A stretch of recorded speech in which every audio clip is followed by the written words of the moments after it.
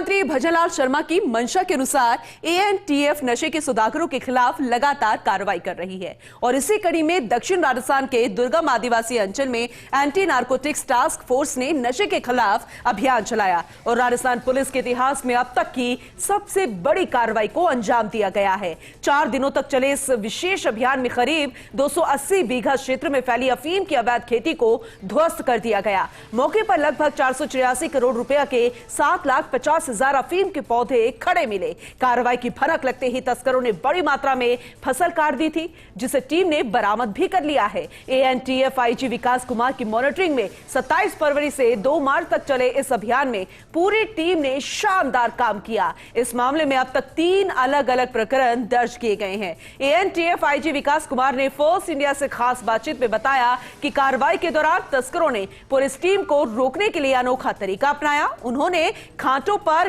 कौंच की फली का खुजली पैदा करने वाला पाउडर छिड़क दिया। जैसे कुछ जवान खांटों पर बैठे, उन्हें तेज जलन और खुजली होने लग गई। नहाने के बाद भी जब राहत नहीं मिली तो स्थानीय जवानों की सलाह पर पेट्रोल का इस्तेमाल किया गया। इससे खुजली कम हुई। इस मौके पर एएनटीएफ आईजी विकास कुमार से खास बातचीत की सहयोगी सत्यनारायण शर्मा ने।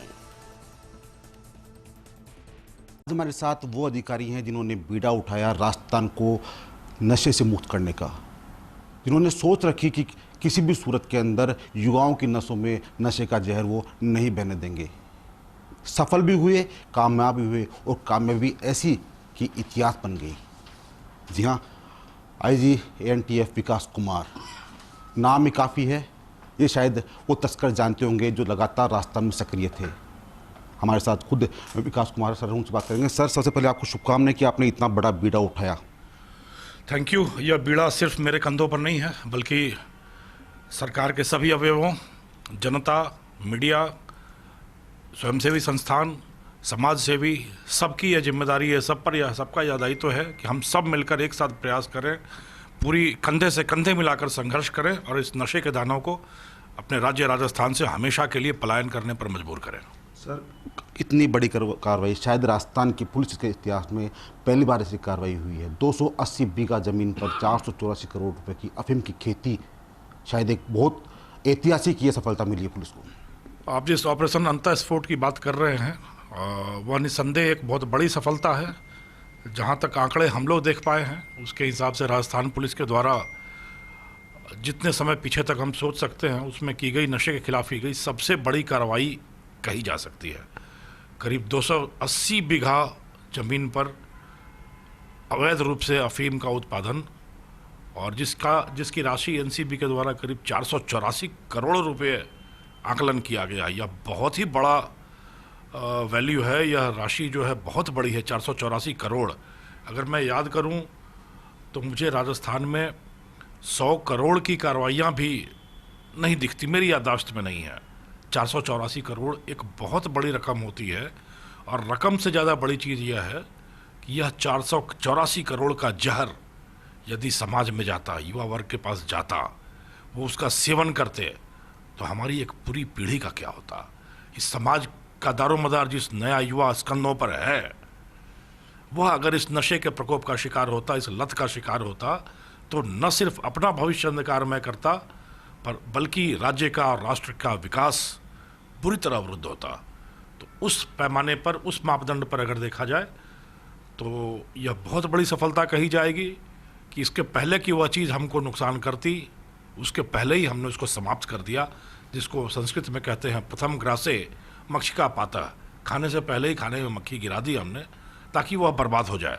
पर सवाल सिर्फ यह नहीं है, सवाल है कि यदि कुछ तस्कर मिली भगत करके इतने बड़े पैमाने पर अफीम का उत्पादन करने का प्रयास कर रहे हैं, चेष्टा कर रहे हैं और सुनियोजित तरीके से उनकी तैयारियां चल रही हैं, तो यह एक बहुत बड़ा प्रश्न चिन्ह है कि आखिर इसकी खपत भी होनी है। यानी इतनी मांग है हमारे समाज में, हमारे राज्य में, जनता में, युवा वर्ग में, इतने बड़े पैमाने पर, इतनी बड़ी तादाद में नशे की खेप की मांग है जिसकी पूर्ति के लिए तस्कर ये काम कर रहे हैं। तो यह एक बहुत ही बड़ा प्रश्ननीय विषय है कि इस मांग को कैसे कम किया जाए, युवा पीढ़ी को इस नशे की लत से, इस बुरे प्रचलन से किस तरीके से दूर ले जाया जा सके। यह एक महती सवाल है और इसमें हम सबको मिलकर काम करना। सर 484 करोड़ अपने स्थान पर सही है, काफ़ी बड़ी रकम है, लेकिन सर 280 बीघा ज़मीन, हम 1 बीघा की बात करें, 2 बीघा की बात करें, वो अलग बात होती है, सोच से ही परे है सर 280 बीघा ज़मीन। किस प्रकार से इस पूरी सफलता को सर पाया गया?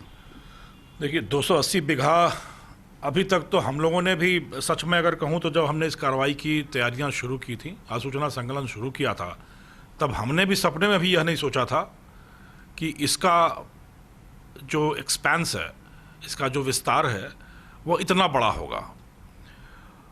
किस तरीके से पकड़ा गया, अगर मैं आपको थोड़ा सा संक्षेप में बताऊं तो आमतौर पर एएनटीएफ सिर्फ धरपकड़ की ही कार्रवाई नहीं करती, बल्कि हम लोग पैटर्न क्या चल रहा है, मॉडस ऑपरेंडी क्या चल रही है, कहाँ खपत हो रही है, कहाँ उत्पादन हो रहा है, इन सारी चीज़ों पर शोध करते रहते हैं।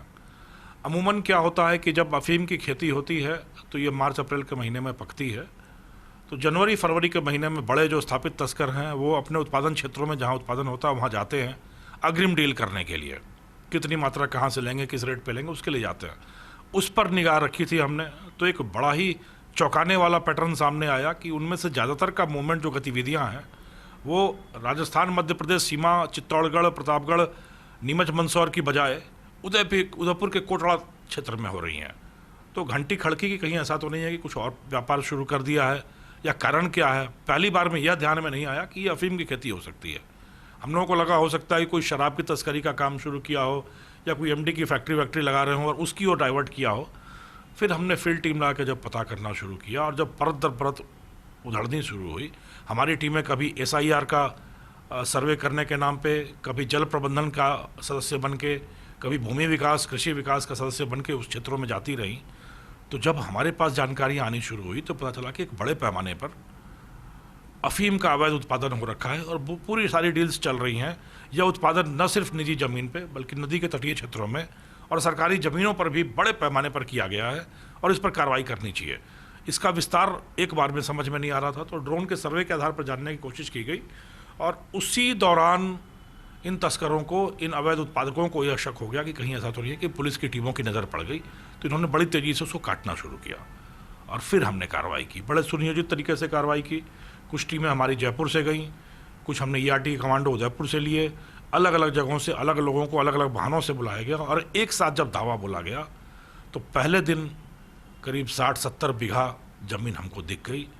फिर कमांडो की देखरेख में जब हमने आगे बढ़ना शुरू किया तो जो सामने आया वह कल्पनातीत था, उम्मीदों के बिल्कुल कतई परे था। 280 बीघा में खेती करके आधी करीब इन्होंने जल्दी में काट ली थी, डोडा काट लिया था, पौधे काट लिए थे, बट उसमें से भी आधे करीब 7.5 लाख पौधे अभी भी खेत में लगे हुए, जिनको ये काट नहीं पाए थे, बदस्तूर वहीं लगे हुए मिले। इतने बड़े पैमाने पर इतना बड़ा अवैध व्यापार, पूरे समाज को, पूरे एक पीढ़ी को नशे में झोंक देने की यह इतनी कुत्सित साजिश, यह सपने से भी परे था, यह कल्पना से भी परे था। हमें इस बात की खुशी जरूर है कि हमने इसको तोड़ सकने में, इस नेटवर्क को तोड़ सकने में, एक बड़े जहर के बहुत बड़े खेप को ख़त्म करने में ज़रूर सफलता पाई। पर जिन लोगों ने यह प्रयास किया, जिनके दिमाग में यह षड्यंत्र आया, इतनी हिम्मत उनकी हुई और व्यापारिक तौर पर उनको यह फ़ायदेमंद दिखा, यह सवाल अभी भी हमारे मन में है, जो अनुसंधान के दौरान आएगा और हमारी आगे आने वाली कार्रवाइयों में ऐसे तत्वों का मनोबल, इनका षड्यंत्र, जिसकी खील बिखेर दी जाए, इसी का प्रयास हम लगातार करेंगे। सर 4 दिन, महज 4 दिनों के अंदर पूरा खुलासा कर दिया सर। टीम ने शानदार काम किया, टीम भावना से काम किया गया, मॉनिटरिंग आपके द्वारा की गई, हर चीज़ को ब्रीफ की गई। क्या लगता है टीम के हर मेंबर ने शानदार काम किया सर?